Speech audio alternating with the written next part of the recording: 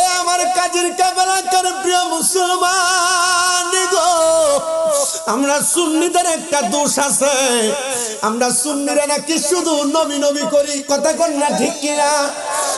সুন্নি মুসলমান কেন নবী নবী করি? এই প্রশ্ন যদি তুমি আমাকে বলো, সুন্নি যুবকেরা যদি তোমরা আমারে বলো, স্বামীর দাদা সুন্নিরা কেন নবী নবী করে, কেন কাজীর কাপের যুবকেরা এলাকাবাসীরা মিলাদুন নবীর মাহফিল সাজাইছে, নবী নবী করতেছে, এটার উত্তর হবে একটা, যখন আমার আল্লাহ নবীর নূর মুবারক বানাইছে, আমার নবীর নূর মুবারক তখন উম্মত করছে। যখন আমার নবীজি আলমে আরোহার মধ্যে ছিল তখন উম্মত করছে। যখন আমার নবীজি মায়ের গর্ভের মধ্যে ছিল তখন উম্মত করেছে। যখন আমার নবী দুনিয়াতে 570 খ্রিস্টাব্দে 12 রবিউল আউয়ালে নবী দুনিয়াতে আগমন করছে, সাজদায় পড়ে উম্মত করেছে। 63 সাল জিন্দেগি নবী আমার উম্মত করেছে। রওজা মুবারকে যাওয়ার পর নবী আমার উম্মত এখনো করতেছে, কিয়ামত রাত পর্যন্ত করবে। হাসরের ময়দানে নবী আমার উম্মত করে, আমার নবী উম্মত করবে। নবীর একটা উম্মত যদি জাহান্নামে থাকে, আমার নবী তখনও উম্মত করবে। এই জন্য আমরা সুন্নিরা নবী নবী করি। এটা আমাদের যদি দোষ হয়, দোষ হয় আমরা সুন্নিরা যেই নবী উম্মত করে ওই নবীর জন্য নবী নবী করবো নাকি তোর বাপের নাম কইবো? কথা কন না ঠিক কিনা? ওরে নবীর প্রাণে, আরে নবীর শান নিয়ে যদি আমরা যদি নবীর শান মানাজমতের গুণগান গাই, আমাদেরকে ভণ্ড আর বেদাতি কত রকমের কত কথা বলে, তাদের কথায় কান্না দিয়া নবীকে পাওয়ার জন্য ইবাদত কইরা দাও, নবী নবী কইরা দাও। দেখবা দুনিয়া আখিরাত কবর হাসর মিজান ফুলসিরাত সব তোমার একবারে কামালিয়ত অর্জন হয়ে যাবে। এ প্রিয় মুসলমান ইমানদারেরা, আমি শুধু জান্নাতের বর্ণনা তোমাদের কাছে দিতেছিলাম। জান্নাতে তো সুন্দর, জান্নাতীরা জান্নাতে যখন প্রবেশ করবে, জান্নাতের মধ্যে প্রবেশ করার সাথে সাথে জান্নাতীদেরকে আমার আল্লাহ তাআলা সর্বপ্রথম ফেরেশতাদের মাধ্যমে জান্নাতীদেরকে এমন একটা মেহমানদারি করবে, মাসরে কলিজা দিয়া মেহমানদারি করাবে। জান্নাতে প্রবেশ করার পরে জান্নাতের মধ্যে যখন যাবে, ওই বান্দাটা মনে মনে যে খাবারের কথা চিন্তা করবে, ডাইরেক্ট আমার আল্লাহ তাআলা জান্নাতে ওই খাবারের ব্যবস্থা করে দিবে। এক একটা জান্নাতি বান্দার জন্য আমার আল্লাহ তাআলা এক একটা জান্নাতি নিয়ামতের ব্যবস্থা করবে। জান্নাতে কিসের অভাব? কোনো কিছুর অভাব নাই। জান্নাতের মধ্যে যখন তুমি যাইবা, আল্লাহ তাআলা জান্নাতে হুরগিল মানের খেদমত রাইখা দিছে। এত সুন্দর হুরগিল মানের খেদমত আমার আল্লাহ জান্নাতে করাইবো। যে হুর তোমার খেদমত করবে, ওই হুরগুলার চেহারা এত সুন্দর হবে, চেহারা এত নুরানি হবে, তাদের শরীর এত সুন্দর হবে, দুনিয়ার মেয়েদের পাগল পারা হয়া তোমরা তো তোমাদের জীবন যৌবন শেষ করে দাও। না না না, জান্নাতের হুরগিল মানরা এত সুন্দর হবে, এত সুন্দর হবে। নবী আমার জানায়া দেয়, এক একটা জান্নাতি হুরের 70 পাটওয়ালা এক একটা কাপড় পরানো হবে। ওই 70 পাটওয়ালা কাপড়ের ভিতর দিয়া জান্নাতি হুরের সৌন্দর্য দেখা যাবে। শুধু সৌন্দর্য দেখা যাবে না, হুরের শরীরের গোশতের উপর দিয়া হুরের শরীরের ভিতরে যে হাড্ডি আছে, ওই হাড্ডিটা পর্যন্ত দেখা যাবে। হাড্ডির ভিতরে যে মজি আছে, জান্নাতি হুরের ওই হাড্ডির ভিতরের মজি দেখা যাবে। ইয়া রাসূলুল্লাহ, নবী ও মায়ার নবী গো, ওই জান্নাতি হুরের খেদমত কারা পাবে? বলে যারা নামাজি। আর সামনে যে রমজান মাস আসে, রমজানের রোজাগুলা যারা রাখবে, রমজানের ইফতার যারা করবে, কাউকে করাবে, রমজানের তারাবিগুলা যারা পড়বে, রমজান মাসের শেষ 10 দিনে লাইলাতুল কদর তালাশ করবে, ইতিকাফ করবে, রমজান মাসের পবিত্রতা অর্জন করবে, আমার আল্লাহ তাআলা তাদেরকে জান্নাতের হুরের খেদমত দিয়া দিব। এ মুসলমান ইমানদার, কিন্তু তুমি তো জান্নাতের হুরের পাগল হও না, দুনিয়ার বেডির পাগল হও, দুনিয়ার মাইয়ার পাগল হও। চেহারা যত সুন্দর হোক না কেন, যৌবনের তাড়নায় পইরা তুমি পীড়িতের সম্পর্কের মধ্যে লিপ্ত হয়ে যাও। আমার অন্তরে বড় কষ্ট হইছে, বড় রক্তক্ষরণ হইছে। আমি ফেসবুকের ভিতরে গতকালকে মাদারীপুর জেলাতে মাহফিল ছিল, কইরা আসার সময় যখন পদ্মা সেতুতে উঠতেছি, এমন টাইমে আমার সামনে একটা ভিডিও আসছে। একটা মেয়ে তার বাচ্চাটারে কুলের মধ্যে নিয়ে, স্বামী তাকে বিদেশে, 2 বাচ্চার মা, একটা ছেলের সাথে ধরা খাওয়ার কারণে বেডিরে বারবার প্রশ্ন করে, এ বেডি তুই কি তোর স্বামীর সাথে সংসার করবি না? 2টা বাচ্চার দিয়ে তাকায়া কয় না না না, যেহেতু ধরায় খায়া গেছি তার সঙ্গে আমি বিবাহ বসতে রাজি। এ দুনিয়ার মানুষ রে, যেই মেয়েটা নিজের স্বামী আছে, দুইটা সন্তান থাকার পরেও অন্য ছেলেকে পছন্দ করে তার সঙ্গে চইলা যাইতে চায়, আমি চিন্তা করলাম ওই মেয়েটা কেমন প্রজাতির মাইয়া। দুনিয়ার মানুষরা, দুনিয়ার মুসলমান ইমানদার, শুনো শুনো, এই সম্পর্কটার কারণে আমার আল্লাহ তাআলা তাদেরকে জাহান্নামী বানায়া দিবে, জাহান্নামী বানায়া দিবে। কত প্রবাসীরা বিদেশ থেকে ফোন দিয়া মাঝে মাঝে বিচার দেয়, হুজুর প্রবাসীদের বউদেরকে একটু মাঝে মাঝে ওয়াজ করে হেদায়েত করবেন। হুজুর প্রবাসীদের বউ বেশিরভাগ তাদের কথা শুনতে চায় না। হুজুর আমরা প্রবাসী মানুষ বিদেশে থাইকা আমাদের বউরে কত বুঝানো বুঝায়, আমাদের স্ত্রীরা আমাদের কথা না শুনে রাস্তায় বের হয়ে যায়। আমাদের স্ত্রীদেরকে যদি বলি বাজারে যাও না, মার্কেটে যাও না, ঘুরতে যাও না, আমাদের কথা না শুই না তারা বাজারে বাজারে মার্কেটে মার্কেটে ঘুরে বেড়ায়। বহু প্রবাসীরা বিচার দেয়, হুজুর দুনিয়াতে স্ত্রীর কাছে আমাদের প্রশান্তি, আমার স্ত্রী যদি আমার সঙ্গে একটু সুন্দর করে কথা বলে আমার কাছে শান্তি লাগে, কিন্তু আমার স্ত্রী তো আমার কথা শুনে না, আমার কথা ভালো করে বোঝো না, আমি বুঝাইতে চাইলে রাগ করে তাকে ফোন রিসিভ করে না। না না রে, ওই চাঁদপুরের শাহরাস্তির কাজী কাবেলাকার পর্দার অন্তরালের মা, তোমার স্বামী যদি প্রবাসে থাকে, ঢাকা শহরে আর চট্টগ্রামে বিভিন্ন জায়গায় কাজের কর্মে চলে যায়, তোমার স্বামী তোমার যেমন ভাবে আদেশ করবে তুমি তোমার স্বামীর আদেশ তেমন ভাবে মানবা। যদি স্বামীকে নারাজ দাইকা মারা যাও, খোদার কসম তুমি জাহান্নামী। স্বামীর মনে কষ্ট দিয়া যদি মারা যাও তুমি জাহান্নামী, স্বামীর মনে কষ্ট দিয়া যদি মারা যাও তুমি জাহান্নামী, জাহান্নামী। ও মা, এই জন্য সবার কাছে আমি একটা আবদার জানাই, কখনো তুমি তোমার স্বামীরে কষ্ট দিও না। বড় কষ্টের একটা বিষয়, কুমিল্লার চান্দিনাতে একটা ছেলে আমারে গত বছরই ফোন দিছিল, ফোন দিয়া ফোলাটা কান্দে আর কই, হুজুর আমি একজন কষ্টওয়ালা প্রবাসী। আমি জিগাইলাম, হে প্রবাসী ভাই তোমার মনে কেন এত কষ্ট? কয় হুজুর আমার দুইটা ছেলে সন্তান, একটা 6 বছর আর একটা 7 বছর। হুজুর আমার 6 বছর 7 বছরের ইনকামের যত টাকা আমি সব আমার স্ত্রীর অ্যাকাউন্টে পাঠাইছি। হুজুর আমার স্ত্রীটা গতকালকে আমার দুইটা বাচ্চারে ফালায় দিয়া চলে গেছে, কথা বইলা ওই প্রবাসীটা কাঁদতাছে। আমি জিগাইলাম, বউরে বড় ভালোবাসো, মোহাব্বত করো? বলে হ্যাঁ হুজুর মোহাব্বত করে। আমি কই এই বউয়ের জন্য কেন তুমি কান্না করো? যে বউ তোমার চিন্তা করে নাই, তোমার কামাই করা টাকা পয়সা রক্ত পানি করা টাকা নিয়ে পলায় গেছে, ওই বউয়ের জন্য কেন কান্দো? ওই প্রবাসীরা কান্দে আর কই, হুজুর আমি আমার স্ত্রীর জন্য কান্দি না, আমি আজকে বিবাহ করলে আমার আরেকটা স্ত্রী আসবে। হুজুর আমার স্ত্রী যদি বিবাহ করে সে তার স্বামী পাবে। হুজুর আমি কান্দি আমার ছোট ছোট দুইটা ছেলের জন্য। হুজুর আমি যদি বিবাহ করি আমার ছেলেগুলো এতিমের মতো হইয়া যাবে, সৎ মা কি তারারে আর আগের মতো আদর যত্ন করবি? না না না করবে না। আমি কইছি ভাই কান্দেন না, কান্দেন না, একটু চিন্তা করেন আর আল্লাহর কাছে দোয়া করেন, আল্লাহ নি আপনার স্ত্রীটারে ফিরিয়ে দেয়। আমি কইছি ভাই তাহাজ্জুদ নামাজ পড়েন, আল্লাহ নি আপনার স্ত্রীটারে ফিরিয়ে দেয়।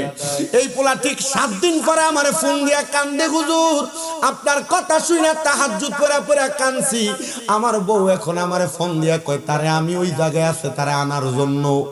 আমি জিগাইলাম কি লাগা তুমি আইবা?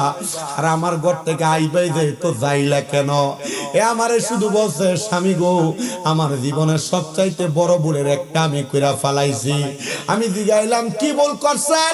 আপনার স্ত্রী কি জবাব দিতে, হুজুর সে যেই নাগরের সাথে পলাইছে ওই নাগর তার কাছে থাকা 12.5 লাখ টাকা নিয়া তারে ছাইরা দিয়া রুম থেকে কই জানি চলে গেছে।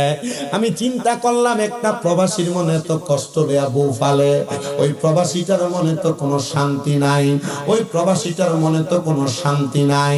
আবার গতকালকে ফেসবুকে যে সুন্দর একটা লাল কাপড় পরা মাইয়া দেখছেন, ওই মাইয়াটা যে প্রবাসীর স্ত্রী, ওই মাইয়াটা বলতেছে আমার স্বামী আমার কোনো চাহিদা পূরণ করে না।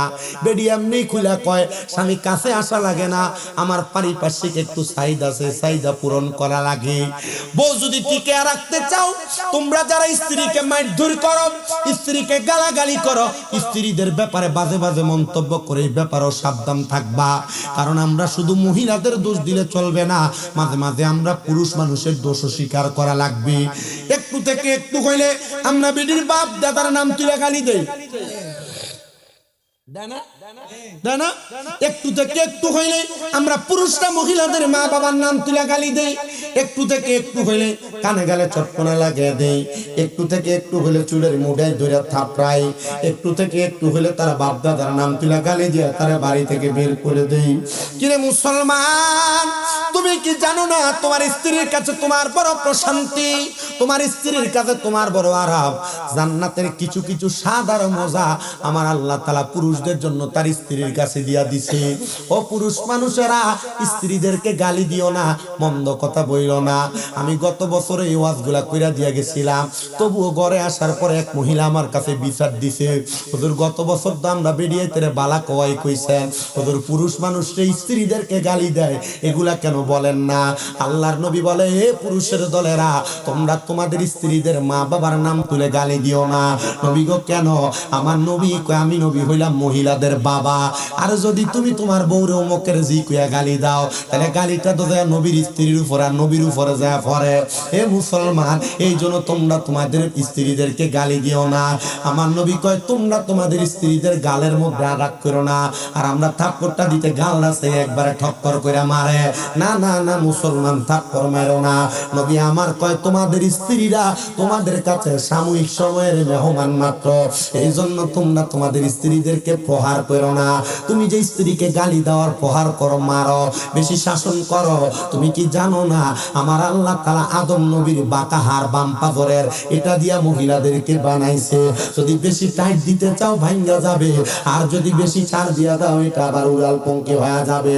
এই জন্য শালীনতা, সুন্দর কথা, সাবলীল কথার মাধ্যমে যেমনি তুমি বোঝাইতে পারো তোমার স্ত্রীরে, বোঝায়া তুমি তোমার ঘরে প্রবেশ করাও, দেখবা তোমার সংসারে বড় শান্তি। আমি বলছিলাম জান্নাতের আরামের কথা, জান্নাতের মজার কথা, জান্নাতের আরামের মজা তো বুঝলেন। এবার জান্নাত পেয়ে খুশি হইয়েন না, জাহান্নাম নামক একটা জায়গা আছে। এ মুসলমান, দুনিয়া দুনিয়া কইরা বাড়ি ঘরের পাগল হইয়া একটা টিনের ঘর বানাইলে মাথায় পোকা উইটা থাকে। যদি আমার টিনের ঘরটারে বিল্ডিং বানাইতে পারতাম, বিল্ডিং বানানোর পরে মাথায় টেনশন থাকে। যদি সাদওয়ালা একটা বিল্ডিং বানাইতে পারতাম, 2 তলা 3 তলা ফাউন্ডেশন দিতে পারতাম, একটা জায়গা কিনলে আরেকটা জায়গা কিনে টেনশন আইসা যায়। কেন রে? কবরে যাওয়ার সময় তো একটা কানি কোটা মাটিও নিয়ে যাইতে পারবা না। এই জন্য সবার কাছে আবদার জানায়, আল্লাহর নবী জানাইয়া দেয় যে দুনিয়াতে যত বেশি সম্পদের মালিক, আসরের ময়দানে তার তত বেশি হিসাব। এই জন্য দুনিয়ার সম্পদের পাগল না হইয়া, টাকা পয়সা ধন দৌলতের পাগল না হইয়া আল্লাহ নবীর প্রেমে পাগল হও। আর যদি তুমি দুনিয়ার সম্পদের পাগল হও, কবরে যাওয়ার পর তুমি এটার কোনো জবাব দিতে পারবা না। আমি এটার উপরে আপনাদেরকে একটা ঘটনা শোনাবো, তার আগে আপনারা একটু জবান করে মহাব্বতে পড়েন। পরের জায়গা পরের জমি, পরের জায়গা পরের জমি, ঘর বানায় আমি রই, আমি তো সেই ঘরের মালিক নই গো, আমি তো সেই ঘরের মালিক নই। বলো পরের জায়গা পরের জমি, পরের জায়গা আমি ঘর বানায় আমি রই, আমি তো সেই ঘরের মালিক নই রে, আমি তো সেই ঘর খানা যার জমিদারি, আমি পাই না তাগার হুকুম জারি। সেই ঘর খানা যার জমিদারি, আমি পাই না তাগার হুকুম জারি। আমি পাই না জমিদারের দেখা, মনের দুঃখ কারে কই, আমি তো সেই ঘরের মালিক নই। বলো পরের জায়গা পরের জমি, পরের জায়গা পরের জমি, ঘর বানায় আমি রই, আমি তো সেই ঘরের মালিক নই রে, আমি তো সেই। আরে জমিদারের ইচ্ছা মতো যাই না জমি চাষ, তাই তো ফসল ফলে না রে দুঃখ 12 মাস। হাইরে জমিদারের ইচ্ছা মতো দেয় না জমি চাষ, তাই তো ফসল ফলে না রে দুঃখ 12 মাস। আমি খাজনা পাতি সবই দিলাম, তবু জমিন আমার হয় যে নিলাম, আমি খাজনা পাতি সবই দিলাম, তবু জমিন আমার হয় যে নিলাম।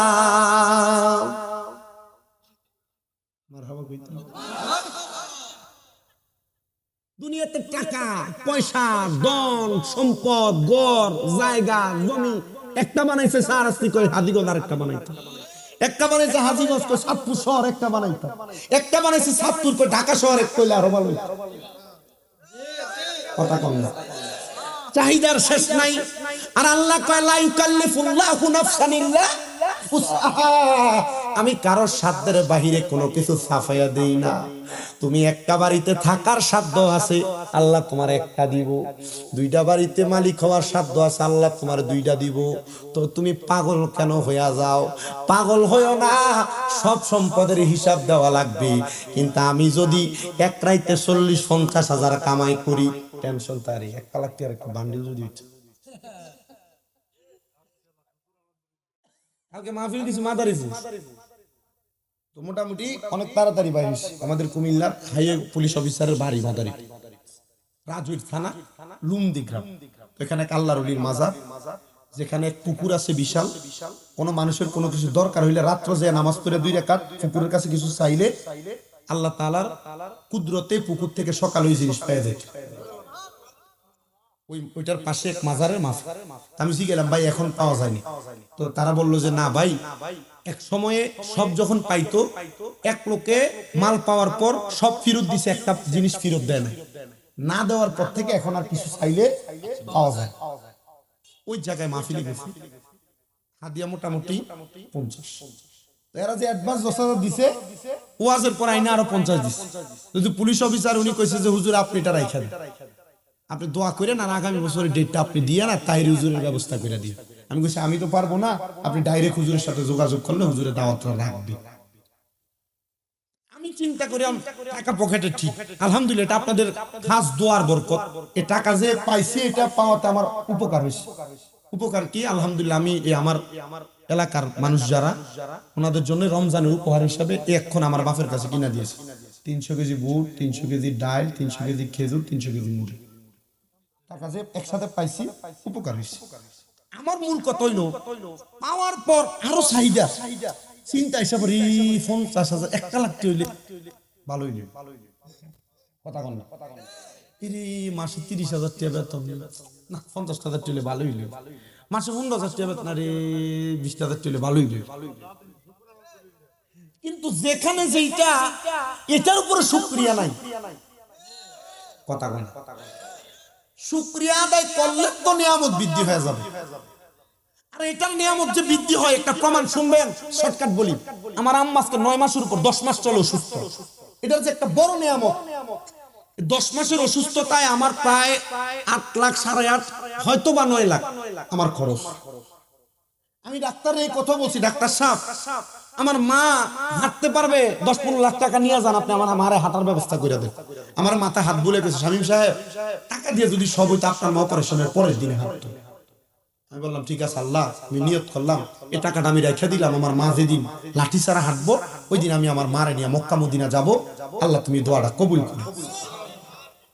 খোদা কি কসম করে কই, আমার আম্মা জান এই যে অসুস্থ হইছে, টাকা যে আমি খরচ করছি, আমার টাকা খরচ হয়েছে যে আমার গায়ে লাগে না, কিন্তু আমার মনে একটা টেনশন আছে। আরে আমার আম্মারে আমি অসুস্থ হওয়ার আগে কত হাজারবার কইছি, মা আমার ড্রয়ারের চাবি আপনার কাছে, যখন যা ভাল লাগে টাকা খরচ করে ফেলেন, মা এমন কোন কাম করেন না যে কামের কারণে ডাক্তারের কাছে যাওয়া লাগে।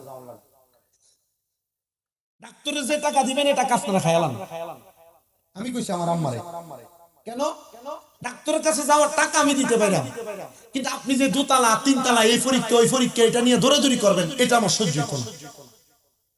আমার আম্মা এখন কান্দে যে ফুতে কইছি, আমার যে টাকা চলে গেছে, আচ্ছা 9 লাখ টাকা আপনার কাছে, আমি এই বয়সে আপনার কাছে কি মনে হয়? বহুত না? আল্লাহর কি অশেষ রহমত, এই সিজনের শুরু দিয়ে খরচ হইছে। আমি এমনও মাহফিলে গেছি সিলেটে, হাদিয়া 45,000 কথা দিছে, এক মহিলা নিজেই না 30,000 টাকা মুখ করে এনে দিয়ে কইছে হুজুর আপনার ওয়াজ শুনি ভালো লাগে এটা আপনি রাখেন। বেডির ফুতে বেডির নাতি সবাই না দিয়ে দেয়। আমি বুঝছি আরে এটা আমার ওয়াজে লেগে দেয় না, ওই যে আমি আমার মারে খেদমত করে এই টাকা পয়সা ব্যয় করছি আল্লাহ আমারে লেগে দিতেছে।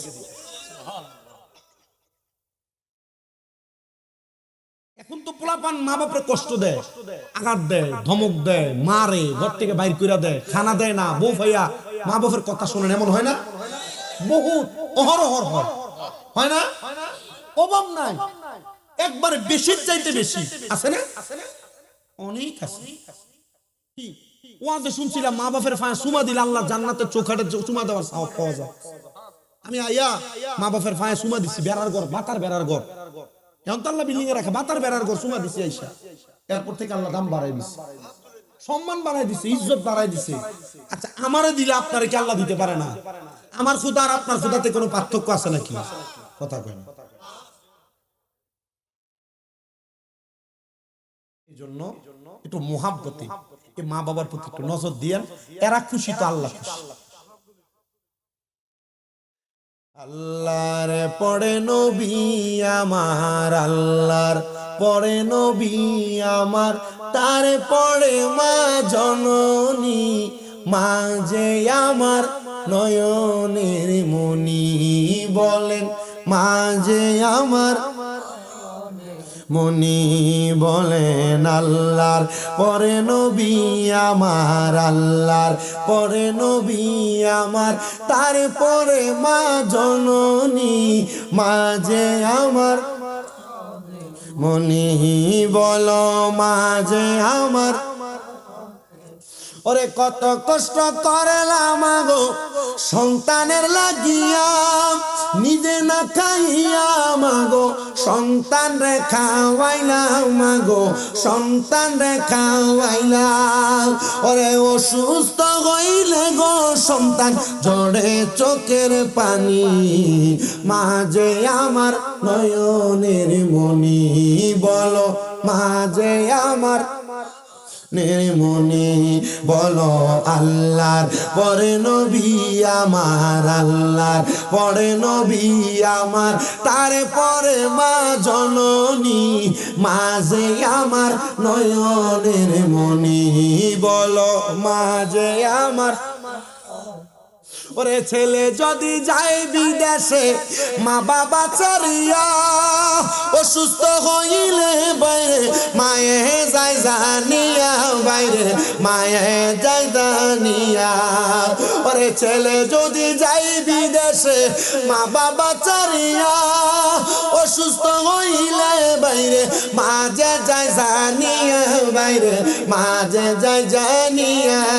আরে পশু পাখি জানা আগে পশু পাখি জানে মা জননী, হাইরে মাঝে আমার নয়নের মনি, বলেন মাঝে আমার মনি, হাইরে আল্লাহর পরে নবী আমার, আল্লাহর পরে নবী আমার, তারে পরে মা জননী, মাঝে আমার নয়নের মনি, বলেন মাঝে আমার মনি, বলেন মাঝে আমার নয়নের মনি। এ প্রিয় মুসলমানেরা, ওই মা বাবারে যদি খুশি রাখতে পারো আল্লাহ তাআলার জান্নাত অবধারিত, ধন সম্পদ আল্লাহর পক্ষ থেকে আসবে, নিয়ামত আল্লাহর পক্ষ থেকে আসবে। তো আমি যেই কথাটা বলতেছিলাম, সম্পদের মালিক বেশি হইলে কোনো লাভ নাই, সম্পদের মালিক বেশি হইলে বেশি সম্পদের হিসাব দেওয়া লাগবে। আমি আপনাদের কাছে দামেস্কের একজন বাদশার ছোট একটা ঘটনা শোনাইলে আপনারা ওয়াজটা বুঝতে পারবেন। বাদশা বলেন, আমি যখন খেলাফতের দায়িত্ব পাইলাম, আমার এলাকার বাদশাহী পরিচালনা করতাম, আমার যত প্রজা আছে সব প্রজারা একদিন একসাথে হইয়া তারা আন্দোলন করতে লাগলো। আর আমি বাদশার কাছে এসে ডাক দিয়া কই, গো বাদশা, আপনার কাছে আমার একটা ফরিয়াদ, আমরা সবাই একটা দাবি নিয়ে আপনার কাছে আসছি। আপনি নিজে দামি বিল্ডিং এ ঘুমান, আমারও বিল্ডিং এ ঘুমানোর ব্যবস্থা করে দেন, অথবা আমরা দামি বিল্ডিং এ ঘুমাইতে পারবো এমন সম্পদের মালিক বানায়া দেন আমাদেরকে। বাদশা ডাক দিয়া কই, ও আমার আমার প্রজারা, তোমরা যেহেতু দামি বিল নিয়ে ঘুমাইতে চাও, তার মানে তো তোমরা বেশি সম্পদ অর্জন করতে চাও। হ্যাঁ গো বাদশা, আমরা বেশি সম্পদ অর্জন করতে চাই। বাদশা ডাক দিয়া কয়, এ আগন্তুক জনতা, ঠিক আছে আমার সামনে দাঁড়াও, আমি তোমাদেরকে বেশি সম্পদ অর্জন করার একটা ব্যবস্থা দেখায়া দেই। বাদশা ডাক দিলেন, এ দলের মানুষ, আন্দোলনরত মানুষেরা, একজন আমার সামনে চলে আসো। একজনকে সামনে আইনা বাদশা ডাক দিয়া বললেন, এ ভাই তুমি সামনে দাঁড়াও। বাদশা তার সেনাপতিরে ডাক দিলেন, সেনাপতিরও সামনে দাঁড় করাইলেন। একজন আমজনতা, একজন হলো সেনাপতি, দুইজনকে সামনে দাঁড় করায়া বাদশা একজনের হাতের মধ্যে দিলেন 500 দিরহাম, আরেকজনের হাতের মধ্যে দিলেন 5 দিরহাম। মারহাবা কোন? লোক ডাক দিলেন কয়জন? সব মানুষ চাই কি? সম্পদ, বেশি সম্পদ, বেশি সম্পদ, বেশি সম্পদ। বাদশা যখন লোক ডাক দিলেন সেনাপতিরে, ডাক দিলেন তার পাশে একজন আমজনতারে। সেনাপতিরে দিলেন 500 দিরহাম, আমজনতারে দিলেন 5 দিরহাম। বাদশা ডাক দিয়ে কয়, এ সেনাপতি আর আমজনতার একজন, আগামীকালকে তোমাদের সম্পদের সমাধান দেওয়া হবে। যাও, তোমাদেরকে যাকে যে টাকা দিয়েছি তোমরা সে টাকাটা দিয়া, দিরহামটা দিয়া খরচপাতি করো। আগামীকালকে তোমরা আমাকে সে খরচের হিসাব দেওয়া লাগবে। বাদশা যখন এই কথা বলছে, এই কথা বলার সাথে সাথে সেনাপতি 500 দিরহাম পেয়ে বাজারে যায় দামি দামি খানা কিনছে, দামি দামি জামা কাপড় কিনছে। আর প্রজাটা 5 দিরহাম পেয়ে কই 5 দিরহাম দিয়ে কি করব? 5 দিরহাম আমি বাদশার স্মৃতি হিসাবে আমার কাছে রাইখা দিলাম। যখন রাইখা দেয়, এমন টাইমে একজন ফকির তার সামনে আইসা হাতটা বানায় কয়, আল্লাহর ওয়াস্তে ফি সাবিলিল্লাহ আমারে কিছু দিয়া দেন। এবার ফকিরটারে 5 দিরহাম বাহির করে দিয়ে দিছে। সেনাপতি 500 দিরহাম দিয়া কাপড়, জামা কাপড় কিনা, দামি খানা কিনা, সব খানা পেনা করলেন। যখন পরের দিন আসরের নামাজের ওয়াক্ত হয়ে গেছে, এলাকার সব মানুষ দলে দলে বাদশার বাড়ির সামনে, এলাকার সব মানুষ যখন বাদশার বাড়ির সামনে দাঁড়াইলো, বাদশার বাড়ির সামনে দাঁড়ায়া এলাকার সবগুলা মানুষ ডাক দিয়া কয়, ও বাদশা, আপনি কি আজকে আমাদেরকে সত্যি সম্পদ দিবেন? বাদশা বলে, সম্পদ দিব, তবে তোমরা আমার সামনে আইসা দাঁড়াও, বড় একটা চুলার মতো চুল্লি বানাও, বড় একটা আগুনের কুণ্ডলি জ্বালাও। আগুনের কুণ্ডলিটা জ্বালায়া পরোটা তাওয়ার জন্য যে তাওয়া তৈরি করা হয়, এমন একটা তাওয়াকে তোমরা সেটার উপরে দিয়া দাও। বাদশার যেমন কথা তেমন কাজ, কথা মোতাবেক ওই বাদশাটার সামনে সুন্দর করে একটা তাওয়া বানাইলেন, সুন্দর করে একটা চুলা বানাইলেন। চুলার মধ্যে আগুন দিয়া তাওয়াটা চুলার উপরে দিয়া দিলেন। আগুনের গরম এত ভাব, গরম এত সেক লাগতেছে, তাওয়াটা গরম হইতে হইতে একবারে লাল হয়ে গেছে। বাদশা ডাক দিয়া কয়, ও আমার প্রজারা, এবার আসো, কালকে কারে দিলাম 5 দিরহাম তুমি সামনে, কাকে দিলাম 500 দিরহাম তুমি। বুঝতেছেন আপনারা? বুঝতেছেন? সেনাপতি বাদশা ডাক দিছে কয়জন রে?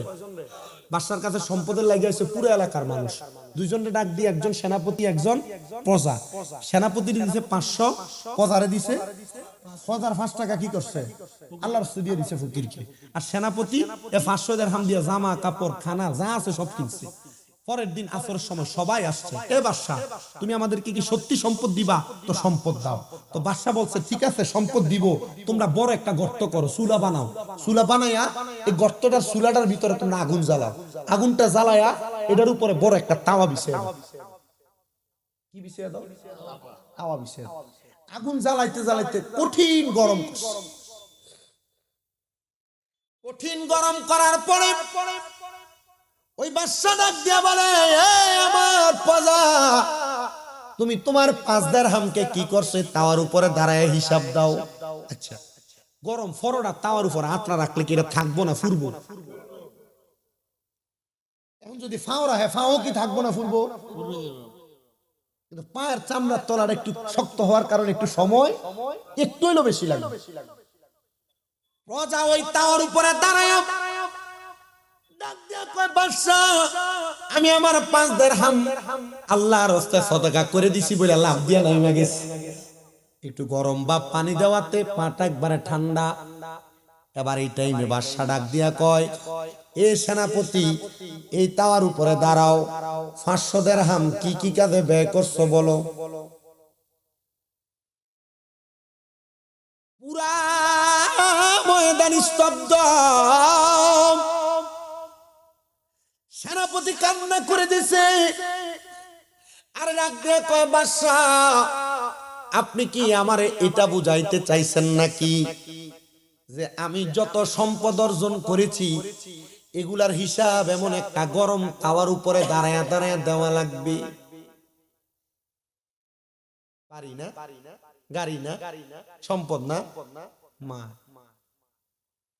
মইরা গেলে তুমি আপনার সন্তানের লাশ মারি দেওয়ার আগে বাপের জমি জমা ভাগ বাটোয়ারা করা লইয়া ফারাফারি লাগে। ফেসবুকে না ইউটিউবে এক ভিডিও দেখলাম, বাপের লাশ মারি দিতে দেয় না, কইছে আগে জমি ভাগ করো এরপরে লাশ মারি দিবে। এমন অহরহর ঘটনা দেখলাম। বেটা মইরা চেয়ারে ঢেলান দিয়ে রয়েছে, বেটার এই মরা লাশ চেয়ার থেকেও সরাই নাই, এই লাশের টেবিলের উপর থেকে টিপসই নিয়ে সম্পদ নিয়ে যাচ্ছে।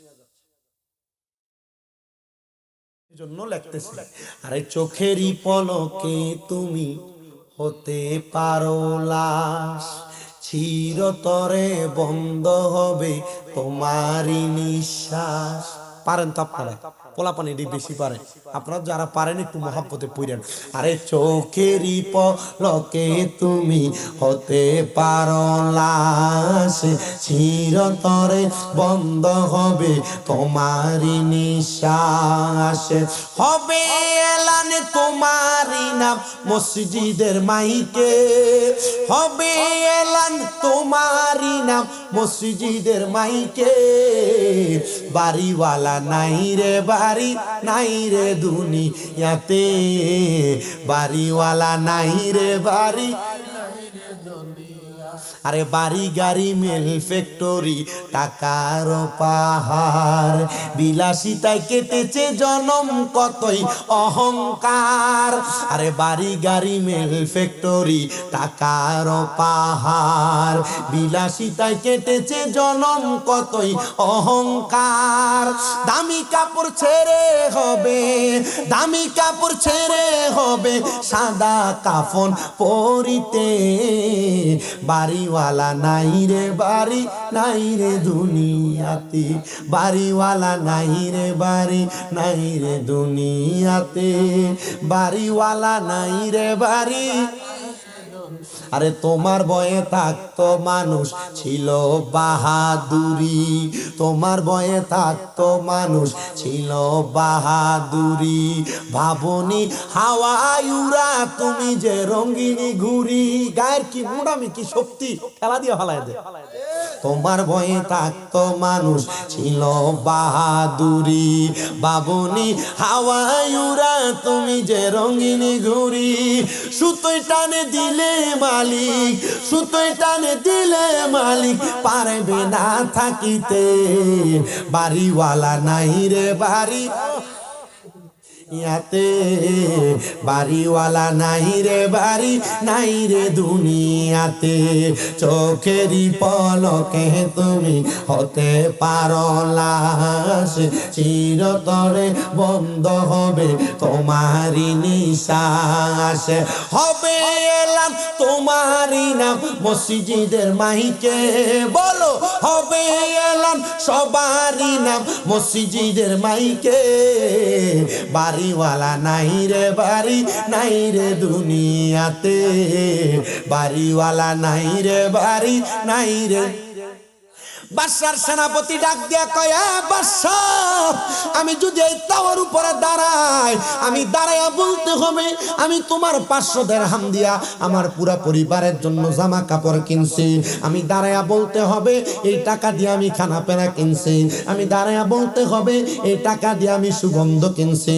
বাদশা গো, আমি যদি এই টাওয়ার উপরে দাঁড়াই, আমার পায়ের পাতা আমার পায়ের সাথে থাকবে না, টাওয়ার মধ্যে গইলা যাবে, রান্না হয়ে যাবে। বাদশা গো একবার বলেন না আমারে কি মাপ দেওয়া যায় না? আমার নবীজি রাহমাতুল লিল আলামিন নবীর একটা হাদিস বাদশা শুনিয়ে দেয়, দুনিয়ার আমার পদার দলেরা, এবার তোমরা বলো কার কত সম্পদ লাগবে, কার কত জমি জমা লাগবে। আমি বাদশা প্রয়োজনে আমার বাদশাই ছেড়া দিতে রাজি, তবুও আমি তোমাদেরকে খুশি করতে চাই, কারণ তোমরা মানুষ, তোমরা যদি খুশি হও আমার আল্লাহ খুশি হয়ে যাবে। বাদশা কয় আমার পুরা রাজপ্রাসাদ ছেড়া দিলাম, রাজপ্রাসাদ তোমরা নিয়ে যাও, তবে তোমরা আর আমার কাছে সম্পদ চাইও না। এখন বাদশা রাজপ্রাসাদের রাত চেয়ার থেকে নাইমা গেছে, কিন্তু বাদশার রাত চেয়ারে যে কেউ বয় না। কি সম্পদ নিতা না, সম্পদ নিতা না। এবার সবাই ডাক দিয়া কয় বাদশা রে, এ বাদশা আমরা তো এই রাজপ্রাসাদ নিতাম না, তো তুমি যে থাকো হিসাব দিবা কেমনে? বাদশা হিসাব দিব কেমনে? বাদশা ডাক দিয়া কয় দুনিয়ার মানুষ, আমি হিসাব কেমনে দিব? আমি তো এটা নয় এই প্রত্যেকদিন রাত্রবেলা ঘুমাই না। আপনারা মনে করছেন টিহার মালিক আরামে ঘুমা, হুদা কথা।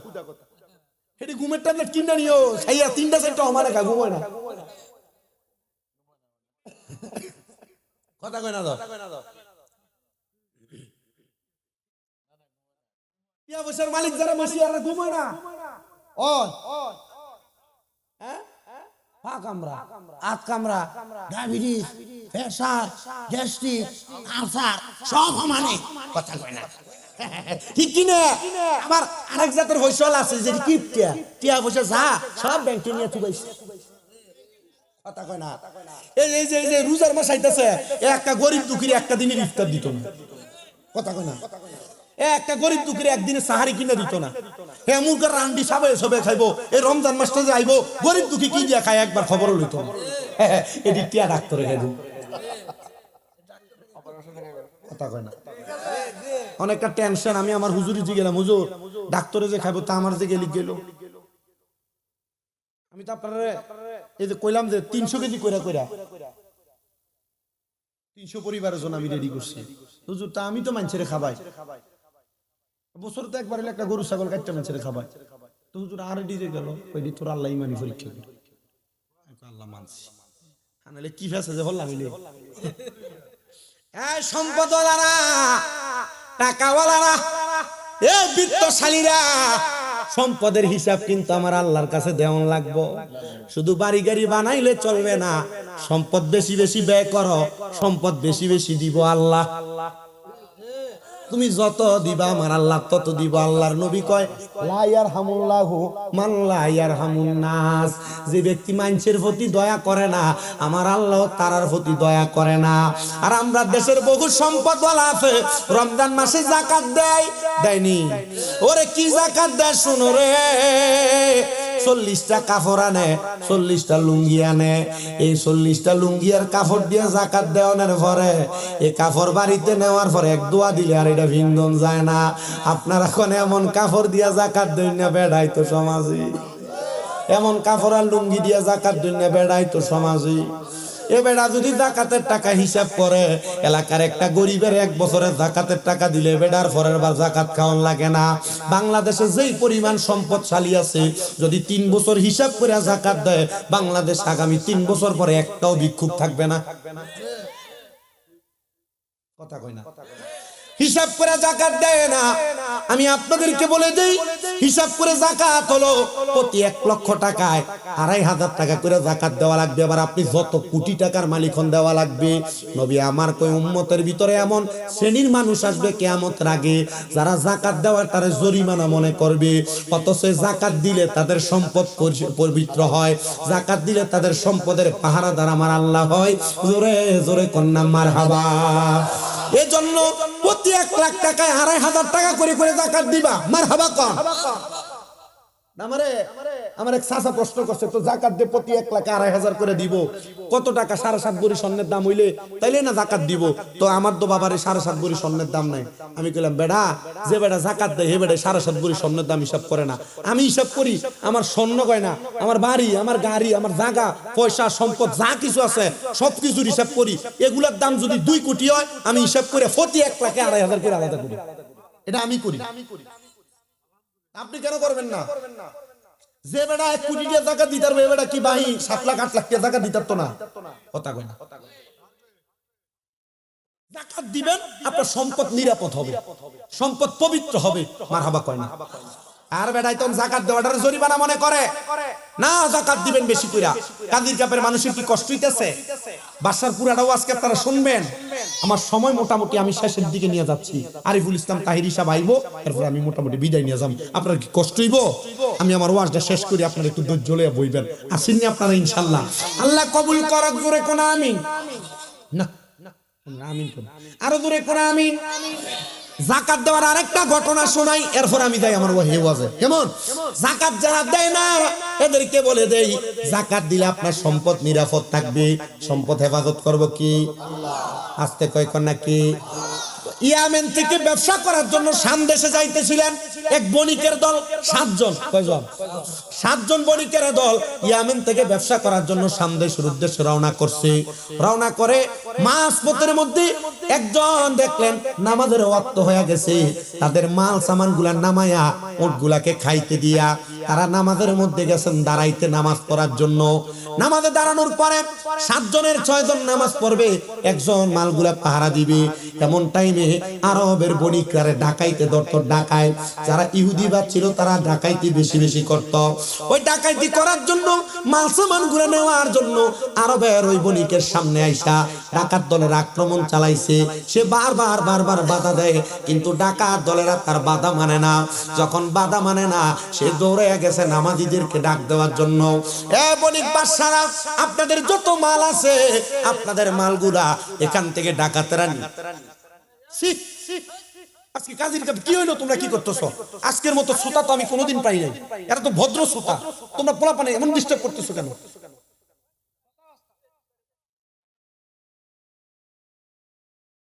গত বছর মাশাআল্লাহ আপনারা যেমন ছিলেন, গত বছর শ্রোতার থেকে আজকের শ্রোতাগুলো আমি পাইছি একবারে নিট বাসকারা শ্রোতা। আপনাদের কোনো লড়াচড়ি নাই, নিরাল ওয়াজ শুনতেছে। গত বছর একটু হাউমাউ ছিল।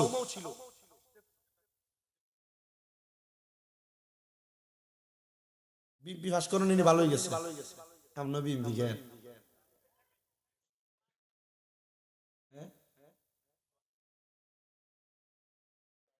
আচ্ছা বাদ দিন, তো বাদ দেন। রাজনীতির আলাপ মাতি না, স্টেজের ভিতরে রাজনীতির কথাগুলো খাদ্য লাগিয়েছে। এটা ভালো না? এটা না ভালো। বহুত মোল্লারা দেখবেন স্টেজের ভিতরে আইয়ে ওয়াজ করতে হয় রাজনীতির কথা। এই যেটি স্টেজের ভিতরে রাজনীতির কথা বুঝবেন যে এটা সিটার। তোর দাওয়াত দিছে কোরআন হাদিসের কথা, তুই কি রাজনীতির কথা কইস? এর সিস্টেম হলো রাজনীতির কথা কইলে এ দল আর হে দল একটা মুড়ামুড়ি লাগবে আর হে ভাইরাল হবে। দেখেন ইউটিউবের ভিতরে উত্তরবঙ্গের বহুত মোল্লারা রাজনীতির কথা কয়ে কয়ে ভিডিও লাগে। আসলে আমি সিরি আমি বুঝি, আমি কইলে একটা গুতা দিয়ে দিই। পিতে তুই এডি করস। আমি বহুত হুজুরের সিধা করছি, ওনার রাজনীতির ওয়াজ করেন। এডি এমন ভাইরাল হইতো যে ভিডিও খাইছে। এডি কি নাড়া, এগুলারে আমনে কই দিকের ভাষায় কি কই রে? নাড়া মৌলবি, নাড়া হুজুর। তোর দরকার আছে, তোর দাওয়াত দিছে মানুষের হেদায়েত করবার লাই। তুই স্টেজের ভিতরে আইছ, তুই রাজনীতির ওয়াজ করবি। তুই যদি তোর রাজনীতির ওয়াজের কথা কইতো, এলাকার সব মানুষের দাওয়াত দাও, দাওয়াত দি হাস্য করি মাথা পিছু দাও, একটা করে বিটানের হোল্ডা দাও। এর ফলে কই আমার মার্কা মোমবাতি, আমার মার্কা সেয়া, আমার মার্কা দানেশী, আমার মার্কা এইটা, আমার মার্কা এইটা। তুই কসা ও কথা কই। আর দরকার চাই ওর হেন কোনের আর দরকার নেই। তো যে কথা যাকাত, এখন আমাদের জন্য এটা খুব জরুরি হয়ে দাঁড়াইছে। রোজা 3 দিন পরে কথা কই, ঠিক না? তো যাকাতের ওয়াজিব, ডাকাত দল আইসা তাদের মালগুলা নিয়ে যাবে। একজন পাহারা দেয়, 6 জন নামাজ পড়ে, একজন কি আর 6-7 জনের লগে ভারে। সে যতবার বাধা দেয় তারে দূরের মধ্যে সরাইয়া দিয়া গেছে।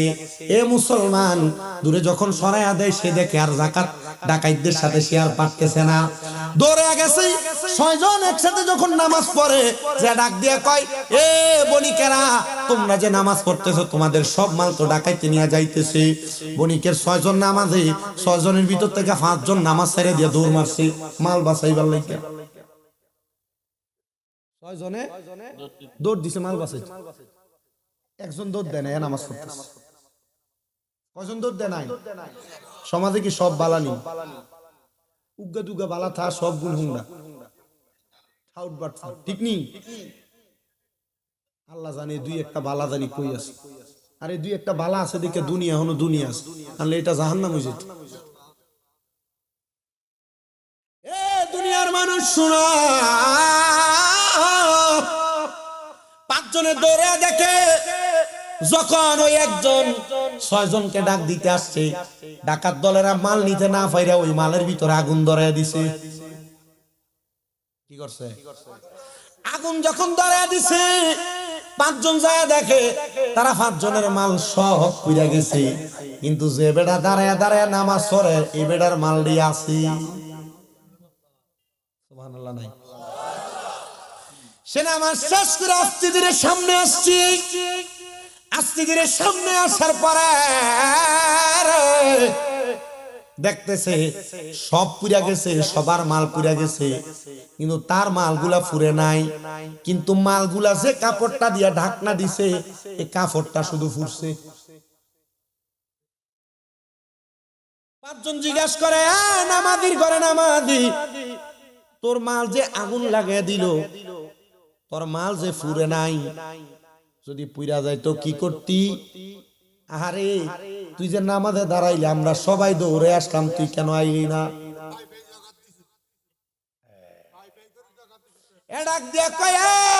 আমার বণিকের দল, আমি যেই মালগুলো এখানে নিয়ে আসছি আমি আমার প্রত্যেকটা মালের যাকাত আদায় করেছি, এজন্য আমার মালের নিয়ে আমার কোনো চিন্তা নাই।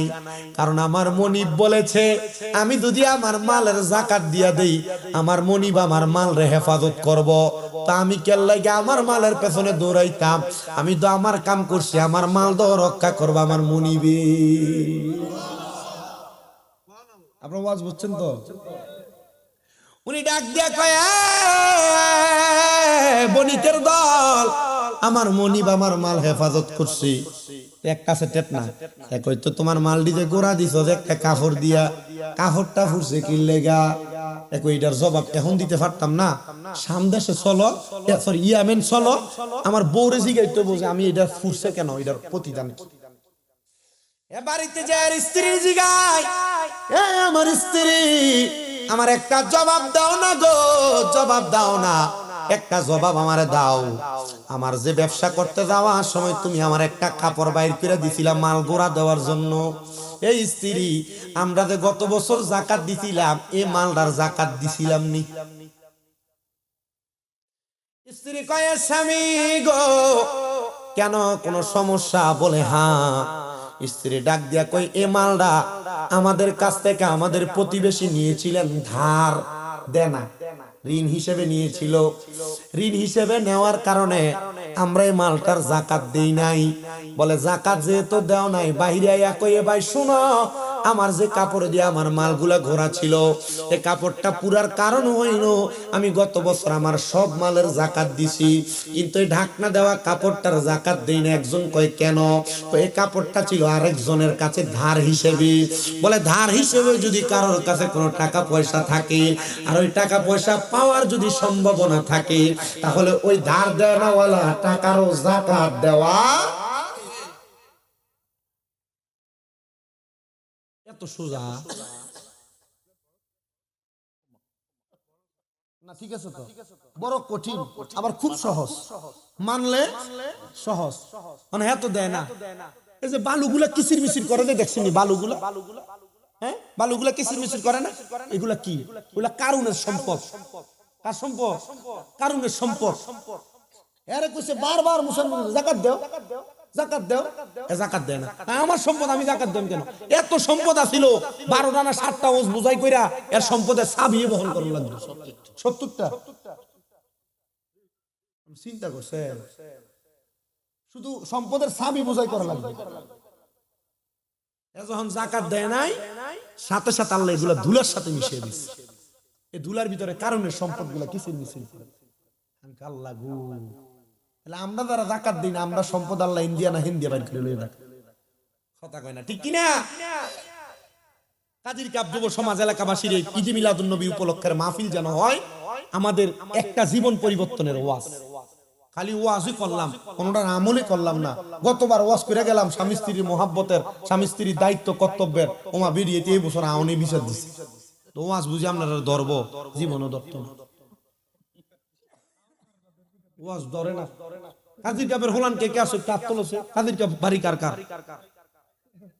তো সবাই তো কাদির কাব্বারি মারহাবা আদনামান ওয়াজ ধরন লাগবো তাহলে যাকাত দেওয়ান লাগবো না লাগবো কথা বলে যাকাত দেওয়া লাগবে আবার শুনেন ওই বাদশার কথা মনে আসেনি বাদশা যখন সম্পদের হিসাব দেয় না বাদশা যখন বলে আমি আমার সম্পদ নিয়ে চিন্তা করি রাতে বেলা করে ঘুমাই না বলে বাদশা কি করেন কয় মাত্র 2-3 ঘন্টা কোন রকম ঘুমাই তখন আমি যখন ঘুমাই না আমি রাত্র তাহাজ্জুদের নামাজ পড়ি নামাজ পড়ে আল্লাহর কাছে আমার সম্পদের কারণে যেন আল্লাহ জাহান্নাম না দেয় আমি কান্নাকাটি করি বাদশা ডাক দিয়ে কয় দুনিয়ার মানুষ শুনো রে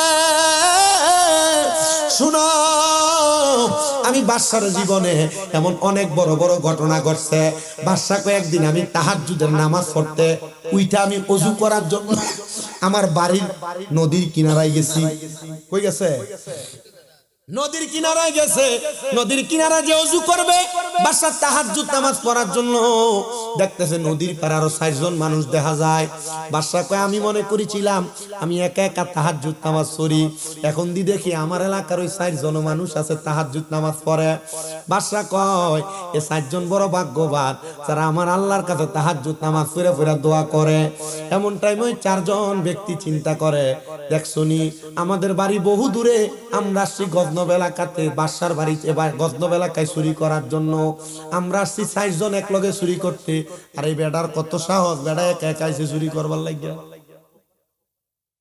বলতা বাদশা সুলতান মাহমুদ গজনবী রহমাতুল্লাহ ডাক দিয়ে কই দেখছ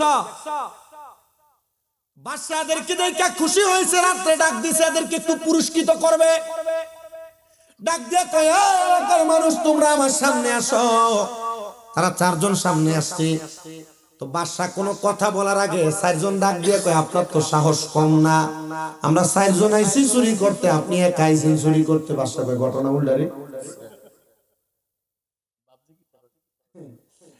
4 জনে কয় বাদশা এই ভাই আপনি যে চুরি করবেন একা একা কি আর করবেন আমরা 4 জন চুরি করব আসেন একসাথে চুরি করি বাদশা কয় একলগে যে চুরি করবো ভাগ দিবা কেমন বলে ভাগ চান বলে হ্যাঁ বলে তোমরা 4 জন কেমনে ভাগ নাও 4 জনকে আমরা সমান সমান ভাগ নেই বলে না 4 জন তো সমান কষ্ট করো না তো সমান ভাগ নাও কেমনে 4 জনে ডাক দিয়া কয় একজন কয় আমার একটা ক্ষমতা আছে যে ক্ষমতার কারণে আমি সমান ভাগ নেই কয় তোমার কি ক্ষমতা আমি যখন বাদশার বাড়ি কোনো বাড়ির ভিতরে প্রবেশ করি বাড়ির সামনে যদি কোনো কুকুর থাকে কুকুর যখন গেউ গেউ করে আমি কুকুর গেউ গেউ করে কি বলে তার ভাষা বুঝতে পারি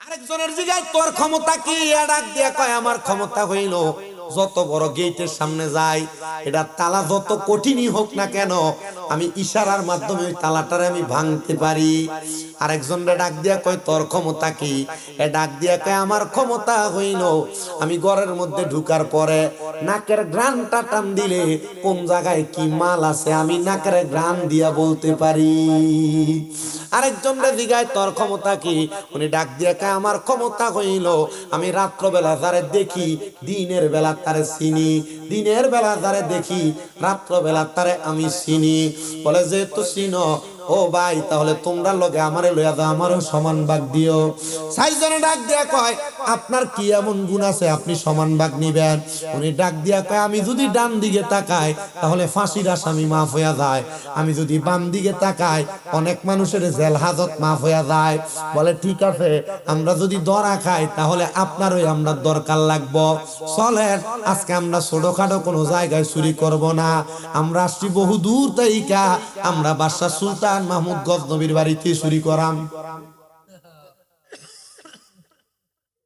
একসাথে 4 চোরা বাদশার লইয়া যায় তো বাদশার বাড়ির সামনে একটা কুকুর এটা ঘেউ ঘেউ করে বাদশা জিগায় কুকুরের ভাষা বুঝনেওয়ালা ভাই তুমি কও এ কুকুর ঘেউ ঘেউ করে কি বলছে ডাক দিয়া কয় কি বলছে কুকুরটার মনে হয় রাত্রবেলা বালা করে খায় নাই কুকুর বলতেছে বাড়ির মালিক রে লইয়া নাকি বাড়িতে চুরি করতে যায় আচ্ছা বলেন আমরা 5 জন হইতো চোর এখানে বাড়ির মালিক কই থেকে আসলে কুকুর কি হেদা কইছে না মিছা মানুষ বেঈমানি করে কুত্তার জাত বেঈমানি করে এটার উদাহরণ আমার নিজের ঘরের দরজা আমার নিজের ঘরের দরজার সামনে কুত্তা একটা থাকে, এটার পা ভাঙছে, আমি এটারে দড়ি দিয়া বাঁধছি, ওই ইয়া দিয়ে কাপড় দিয়া টানা দিয়া বাঁধছিলাম, বান্ধার পরে পাও ভালো হয়ে গেছে। এটার পা এই ঘাড়ের ভিতরে কেটা জানি কিতা দিয়া খুব দনে সামরে উঠে গেছে, একবারে ফুচে গেছে। আমি পাউডার আইনা ব্রুপ পাউডার আইনা এক প্যাকেট ডাইলা দিছি, কারণ ডইলা তো দিতে পারতাম না, দিছি পুরাটা মাশাআল্লাহ শুকিয়ে গেছে। আজকে সকালে আমি বললাম না মাদারীপুর মাহফিলে গেছি, আসার সময় আমি আইছি, তো আমার আম্মা আবার ওই সকালবেলা তো হাঁটে ব্যায়াম করে, তো হাঁটতে হাঁটতে আমাদের যে বাড়িতে থাকি এই বাড়ি থেকে আমাদের পুরান বাড়ি আছে, পুরান বাড়ির দিকে হাঁটতে হাঁটতে আইছি। এটা আমার ফোন দিছে, রে তুই কো, আমি কইছি আমি তো চলে আসছি মেডিকেল রোডে। ও আচ্ছা যাইতে আমার লইয়া যাচ্ছে, আমি না আছি, আমি এবারে লইয়া গাড়ি করে গেছি। যাওয়ার পরে কুত্তাটা ঘরের সামনে থেকে রাস্তা দূরে চলে এসেছে। ধরেন এখান থেকে আপনাদের ওই ইয়া যতটুকু এত দূর, গেট যত দূরে দূরে চলে আসছে, দৌড়ে দৌড়ে এজন আইসে, আমি কইছি কামড় দিব, তো না কামড় দিত না, আমার হাতে লাড়ি আছে। এটা দৌড়ে দৌড়ে আম্মুর সামনে সামনে গেছে। এটা রাত্রবেলা যখন ঘুমাই, ওই আমাদের বাড়ির উল্টা পাশে পুকুর ওই পার দিয়ে কেউ আইতে গেলে এটা ঘেউ ঘেউ ঘেউ করে লয়ে পড়ে। আমি চিন্তা করে দেখলাম আমার জীবনে বহু বন্ধু বান্ধব পাইছি, সেটি আমার লগে থাইকা আমার লগে খাইয়া বেমানি অন ফোন দিল, ফোন ধরে না, সালাম দিল মাথা অন্যদিকে মাথা ফিরিয়ে দেয়, আমার কি ঠিক না? তেমন মানুষ যদি বেঈমানি করে, আদম জাত কুত্তার জাত বেঈমানি করে।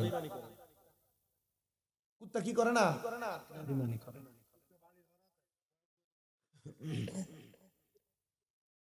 বাসা ডাক দিয়া কয়, তাহলে তুমি কুকুরের বাসা বুঝো ঠিক, আচ্ছা চলো, কুকুর হয়তো ঠিকই রাত্রে খায় নাই, এই জন্য কুকুর উলুট পালুট বকে। এবার সামনে গেছে ঘরের বড় দরজা, ডাক দিয়া কয়, এ তালা ভাঙনেওয়ালা ভাই, তুমি তাড়াতাড়ি তোমার চোখের ইশারা দিয়া তালা ভাঙ্গো। সে কি যেন হাতরা একবার লাড়া দিয়া কি দিয়া গুতা দিছে, ডাইরেক্ট তালা খুলে গেছে। ঘরের মধ্যে প্রবেশ করছে, জিগা নাকের সুগ্রাণ দিয়া, কে বুঝতে পারো? উনি কয় আমি পারি। বলে বলো কোথায় কি আছে? নাকের সুগ্রাণ টান দিয়া কয় বাসার ঘর এই দিকে, এই ঘরের এই এই এই এই আলমিরার ভিতরে এই এই সিন্ধুকের ভিতরে এই এই মাল আছে, সবগুলা নিয়ে একসাথে করে একটা ঘরে আইনা আইনা জমাইতেছে।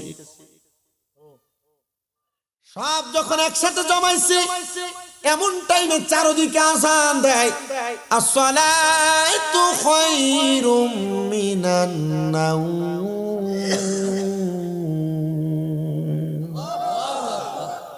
আরিফ ভাই, আরিফ ভাই, আসসালাতু খায়রুম মিনান নাওম, ঘুম থেকে নামাজ উত্তম। যখন আযান হয়ে গেছে, আযান হওয়ার সাথে সাথে বাদশা কয়, তারা যখন মালগুলা নিয়ে একটা ঘরে গেছে, আমি তাহাজ্জুদ নামাজ ওই দিন তারার কারণে পড়তে পারি নাই, কিন্তু ফজর নামাজ তো সারা যাবে না, আমি তারার একটা ঘরে ঢুকাইয়া বাহির থেকে তারার দরজাটা মাইরা দিছি।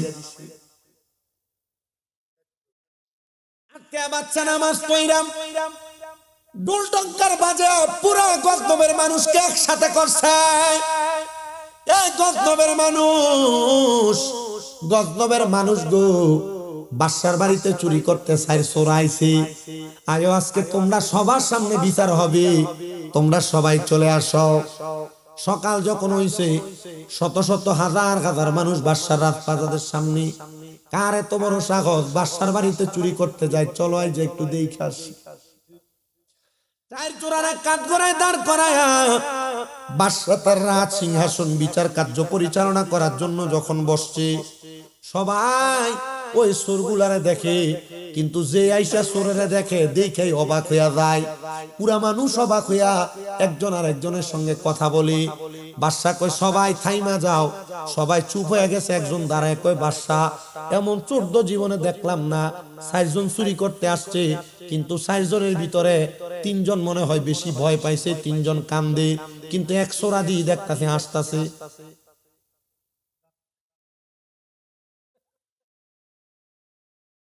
যেটা রাতকে দেখলে দিনে চিনে, এটা আসে। বাদশা ডাক দিয়ে কয়, এই চোরের দল, এ 3 জন তোমরা কান্তাছ, তুই কেন লাগা হাসস? ডাক দিয়ে কয়, বাদশা একসাথে চুরি করতে গেলেন, এখন কেমনে আমরা 4 জনের আসামির কাতারে ফালাইয়া আপনি রাজ সিংহাসনে বইয়া রইলেন? ওয়াজ যে কই নিতেছে আসতেছে ওয়াজ সবদির গায়ে করবো। ডাক দিয়া কয়, "আ বাদশা, আমি এই জন্য হাসি, আপনি তো বলেছিলেন আমাদের সামনে দাঁড়ায়া আপনি ডাইনে তাকাইলে হাসির আসামি মাপ, বামে তাকাইলে আপনি আমাকে বলেছেন জেল হাজত মাপ। বাদশা এবার কি বিচার করবেন আপনি করেন, আপনি ডাইনে বামে এখানে বসার পর কয়েকবার চাইছেন।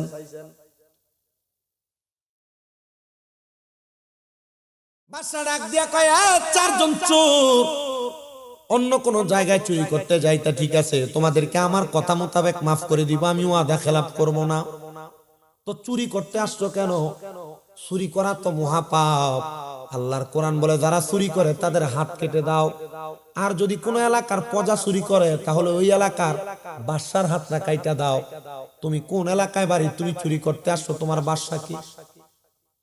মানে আপনার এলাকায় আপনি মেম্বার, আপনি চেয়ারম্যান, আপনি এমপি, আপনি মন্ত্রী, আপনার এলাকার কোন সাধারণ জনগণ যদি চুরি করে তাহলে আল্লাহর কোরআন এবং নবীর হাদিস দুইটা যাচাই করে বলে কোন মানুষ চুরি করলে তার এলাকার বাদশার হাত কাইটা দেয়। কি লাগে? কারণ বাদশা তাদের তদারকি ঠিক মতো করে নাই। হ্যাঁ খাইতে পারে কিনা, হ্যাঁ কাজকর্ম করে কিনা, চলতে পারে কিনা, বাদশা তদারকি করলে চুরি করতে আসতো না। আর মাশাআল্লাহ আমরা সমাজে সব ঠিক, মেম্বার আছে চেয়ারম্যান ডাইলে চুরি করে। কি বহুত মেম্বারের বাড়ি খাটের তলে চালের বস্তা পাওয়া যায়। আমি আপনাদের এলাকার কথা, আপনাদের এলাকার মেম্বার জন না আছে কইয়েন, চেয়ারম্যান জন না আছে, আমি এমন বহুত দেখছি। চাউল 20 কেজি আর দেয় 10 কেজি এক বালতি।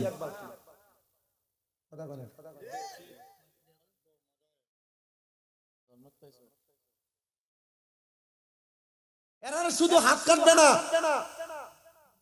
এরা শুধু হাত কাটবে না, এদেরকে হাসরের ময়দানে এদের সন্তান, এদের বউ বাচ্চার সামনে উলঙ্গ করে পিটাবে।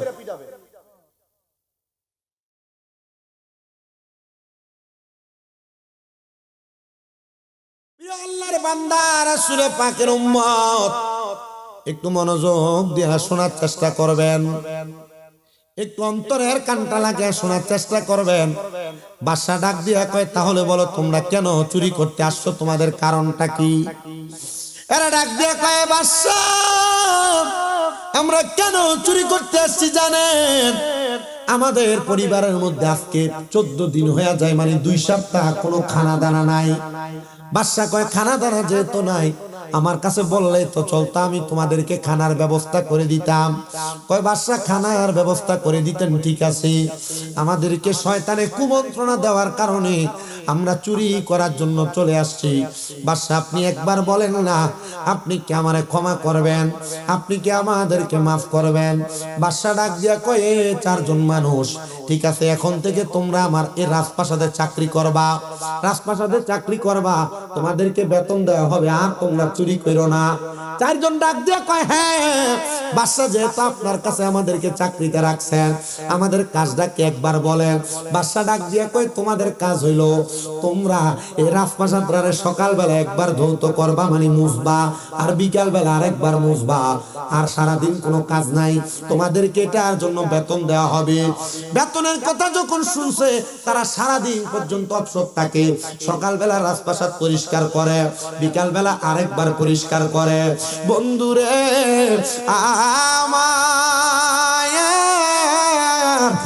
আমার কাজের কাপের মানুষ শোনো, বাদশা 1 সপ্তাহ পর্যন্ত তাদের কাজ কামগুলা দেখতেছি, বাদশা ঘুমায় না, বাদশা ভালো করে খানা খায় না। কখন জানি এরা চুরি করে আবার বাদশার বাড়ির মালগুলা নিয়ে পালায়া যায়।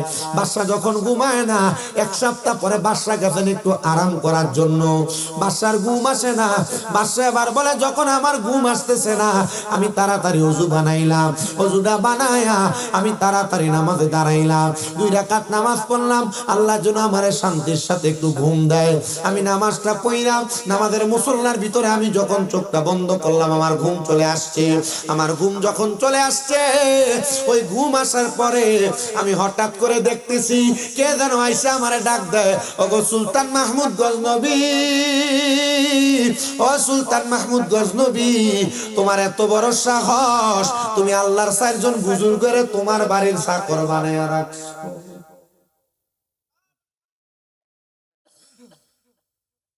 আসিল চোর 7 দিনের ভিতরে এখন স্বপ্ন দেয় এরা কি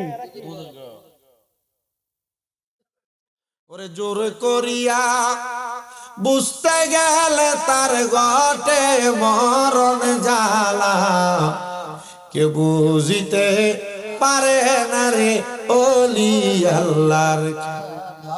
আরে হুজুর আনার দয়াল পাইজা সুলয়ানা, দয়াল জোর করিয়া দিবে তোরা, জোর করিয়া, জোর করিয়া দিবে তোরা বাবার যত প্রেম জ্বালা, কেউ বুঝিতে পারে না রে পীর মুর্শিদের খেলা, আরে ওলি আল্লাহ খেলা, আরে কেউ বুঝিতে পারে না রে পীর মুর্শিদের খেলা, আরে ওলি আল্লাহর খেলা। কথা কোন ঠিক কিনা? আল্লাহর ওলিদের কুদরতি খেলা কেউ বুঝতে, এজন্য আল্লাহর ওলিদেরকে সম্মান করবেন, তাজিম করবেন, ইজ্জত করবেন। আমরা সম্মান তাজিম সব করি, কথা সত্য, কিন্তু বাংলাদেশে নতুন বহু পীর পাওয়া যায়, ওই ফিসা বাবার সিগারেটও খায়। আছে আছে আছে, কথা কন না ঠিক কিনা? বাংলাদেশে এমন বহু ফিসাব আছে বেরিয়ার সামনে লইয়া বইয়া তাহে, ওদার কসম করে কই এটা হক্কানি ফির না, এটা শয়তান, এটার যে ফির মানবো এটা নিজেও জাহান্নামে যাইবো। আমি চিন্তা করি আর হিসাব মিলিয়ে দেখছি যে ফির সিগারেট খায় এ ফিরের মুরিদ হয়তো অবশ্যই গাঞ্জা খায়, কারণ ফির সাহেব যদি সিগারেট খায় মুরিদ গাঞ্জা খাবে, এটাই স্বাভাবিক কথা। কথা কন না ঠিক কিনা? মুসলমান ইমানদারেরা সাবধান সতর্ক হয়ে যাইবা। দেখছেন নি বাংলাদেশে 5 আগস্টের পরে 90টার উপরে মাজার ভাঙছে, এটার কারণ কিন্তু ওই পিসাবেরা। যদি মাজার গুলাকে ভাঙছে, দেখছেন নি মাজার গুলাকে ভাঙছে, প্রত্যেকটা মাজার ভাঙছে, আমার কলজাত বড় আঘাত লাগছে। কিন্তু আমি চিন্তা করছি মাজার গুলা কিল লেগে ভাঙলো, পরে হিসাব মিলিয়ে দেখলাম মাজারের যে পিসাবার খাদেমরা আছে মুরিদানরা টেহাডি লইয়া লইয়া এরা পকেট গরম করছে, একটা বিল্ডিং বানাইছে 2 তলা 3 তলা, কিন্তু মাজারের লগে একটা মাদ্রাসা বানাইছে না। খোদার কসম ওই ফিসাবরা যদি মাজারের টাকা পয়সা গুলা দিয়ে একটা মাদ্রাসা বানাইতো, মাদ্রাসায় যদি 200-300 পোলাপান থাকতো, যে ফকিন্নির হুতাইতে মাজার ভাঙতে আইছিল ওই মাদ্রাসার ছাত্ররা যদি 200-300 লাড়ি লইয়া তোরানি দিত, মাজার বাগুন না ফকিন্নির হুতাইতে টোয়াইও পাওয়া গেল না। হইনি এক কথা কন না ঠিক কিনা? তাহলে আজকে থেকে যে ফিসাবের কোনো মাদ্রাসা নাই, এই ফিসাবের কোনো হাদিও নাই, যে ফিসাবের দরবারে কোনো মাদ্রাসা নাই, ফিসাবের গরু ছাগল দেওয়া বন্ধ।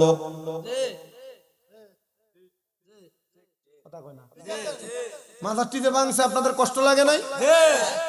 এই মাজার গুলা না ভাঙ্গা যদি এই মাজারের খাদেম ডিরে বাইর করে ভাতলা 2-3টা বাড়ি দিত, আমি খুশি হইতাম। কারণ এই মাদারের খাদেম দিয়ে মাদারের টেহা পয়সা গরু ছাগল যা পাইছে এটি দিয়ে হের পকেট আর ফেটটারে বড় বানাইছে, হের বাড়ি বানাইছে। কথা কন না, হ্যাঁ কথা কন না ঠিক কিনা? আর আমি যে মাদ্রাসা করছি আমার কলজা ফুরা এত বড় সাহস, আমি চিন্তা করা লাগে না। আজকে তো এক মহিলা অরণ্যপুর কুমিল্লা বাড়ি হেবিডি 100 কেজি বুট, 100 কেজি ডাইল, 100 কেজি মুড়ি, খোলা ফাইনারে বিরিয়ানি খাবার লেগে 21 কেজি মুরকা লই একদম মাদ্রাসার সামনে হাজির অটো দিয়া। খোঁজন লাগছে যাইয়া মাজার যদি না ভাঙতে চান, মাজার গুলার লগে আল্লাহর ওলির দরবার দাবি করেন, যে তো ফিসাব দাবি করেন, মাদ্রাসা করেন। এখন থেকে ওয়াদা করেন যে ফিসাবের কোনো মাদ্রাসা নাই, যে ফিসাবের কোনো মাজারের লগে কোনো মাদ্রাসা নাই, ফিসাবের হাদিয়া দিতাম না, গরু দিতাম না, মহিষ দিতাম না। তুমি হিসাবগিরি করবা আর আমরা টেহা পয়সা খাইবা আর গরু মহিষ খাইবা, এমন হিসাব আমার দরকার নাই। ঠিক আছে নি? ফির দরকার একবার করা ফির, হক্কানি ফির। ইমামের আব্বানি দরবারে মাদ্রাসা আছে না নাই? আছে। শাহপুর দরবারে মাদ্রাসা আছে না নাই? কালিয়াপুর জালালিয়া দরবার সহ মাদ্রাসা আছে নি? আছে না? ইচ্ছা মতো গরু দেন, ইচ্ছা মতো ছাগল দেন, ইচ্ছা মতো চাউল দেন, ইচ্ছা মতো হাদিয়া দেন। কেন? মাদ্রাসা হোলানে খাইবো, ছাত্ররা খাইবো, এগুলা কোরআনের খেদমত করবো, ঠিক কি না? আল্লাহ কবুল কর। যেই কথাটা বলতেছিলাম, বাদশা স্বপ্ন দেখে কে যেন ডাক দিয়ে কয়ে, বাদশা করলা কি, করলা কি, করলা কি? বাদশা আল্লাহর 4 জন বুজুর্গরে দিয়া তুমি তোমার বাড়ি সাফ করাও। বাদশা যা একটু ঘুমাইতে গেছে 1 সপ্তাহ পরে, একা আমার ঘুম শেষ। এবার আরো 2 রাকাত নামাজের নিয়ত করছে, যে যার নামাজের নাম হলো সলাতুল হাজতের নামাজ। আমার ওয়াজের ভিতরে দেখবেন আনকমন ফজর, যোহর, আসর, মাগরিব, এশা, এই 5 ওয়াক্তের ওয়াজ কম আছে আমার ওয়াজে। আমার ওয়াজে সলাতুল তাসবিহ, সলাতুল হাজত, সলাতুল খায়ের, এমন সলাতুল তাসবিহ, সালাতুল তাহাজ্জুদ, এমন আনকমন নামাজের নাম হবে। ওই সলাতুল হাজত কেউ যদি বিদেশ যাওয়ার চেষ্টা করেন, সলাতুল হাজতের নামাজ পড়ার চেষ্টা করেন, আপনি বিদেশ যাইতে পারবেন কিনা বুঝবেন। কাজকর্ম করবেন, কাজকর্মতে ভালো হবে না, খারাপ হবে। সালাতুল হাজতের নামাজ পড়ার চেষ্টা করলে, এটা সালাতুল হাজতের নামাজের মাধ্যমে আপনি যাই না দেবেন, স্বপ্নের মাধ্যমে, মুরাকাবার মাধ্যমে, ধ্যানের মাধ্যমে। মাইয়া বিয়া দিবেন, ফলা বিয়া করাইবেন, অথবা আপনি নিজে বিয়া করবেন, অথবা মাইয়ারা যারা শুনতেছে তোমরা বিয়া বসবা, 4 রাকাত সলাতুল হাজতের নামাজ পড়বা। দেখবা সলাতুল হাজতের নামাজ পড়ার কারণে ঘুমের ঘরে স্বপ্নে অথবা ধ্যান করলে, মুরাকাবা করলে, সলাতুল হাজতের নামাজের উসিলায় তুমি কি সমস্যা, কিটার জন্য সালাতুল হাজতের নামাজ পড়ছো, দরকারের নামাজ পড়ছো, তুমি এটা টের পেয়ে যাইবা। আল্লাহর ওলি সুলতান মাহমুদ গদ্দাবী রাহমাতুল্লাহ আলাইহি বলেন, দুনিয়ার মানুষের দলেরা তোমরা শুনে রাখো, আমি আবার 2 রাকাত করে সলাতুল হাজতের নামাজ পড়া শুরু করে দিলাম। সলাতুল হাজতের নামাজের যখন আমি নিয়তটা করলাম, নিয়তটা করে নামাজে দাঁড়াইলাম, নামাজে দাঁড়ানোর পরে আমি নামাজ শেষ করে আবার একটু মুরাকাবা করলাম। পীর সাহেবের কাছে অনেকে মুরিদ হয়েছেন, মুরাকাবা কেমনে করে এটা আপনারা জানেন না, নাকি আছেন না?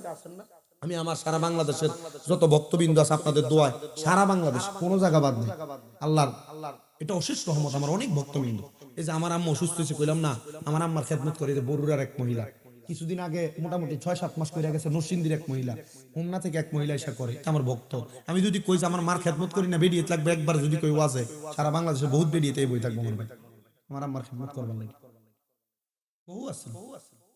আমি আমার বাড়িতে এখন একটা মাহফিল চালু করছি না, করলে যে কত হাজার মানুষ যে আমার বাইতে হইব, আল্লাহ ছাড়া কেউ জানে। আপনারা দাওয়াত দিলে যাইয়েন, কোন সময় হনলে শামীম রাদার বাইত মাহফিল যাইয়েন। এই বাদশা নামাজের নিয়ত করছে সালাতুল হাজতের নামাজ। কেমনে পড়ে সালাতুল হাজতের নামাজ? সূরা ফাতিহা একবার, একটা সূরা মিলাইবা, রুকু করবা, সিজদা করবা, সিজদার ভিতরে সুবহানা রাব্বিয়াল আলা 3 বার পড়া তোমার যে দরকার, ওই দরকারটা সিজদায় বাংলা ভাষায় কইবা। এমন ভাবে 2 করে 4 রাকাত নামাজ আদায় করবা, দেখবা আমার আল্লাহ তাআলা তোমার সব হাজত পূরণ করে দিবে।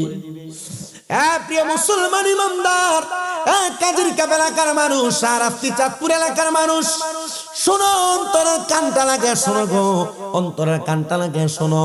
এবার আল্লাহর বান্দা সালাতুল হাজতের নামাজ পড়া আল্লাহর কাছে কয়, আল্লাহ আমি যে স্বপ্ন দেখলাম, এই স্বপ্নটা কি সত্য নাকি?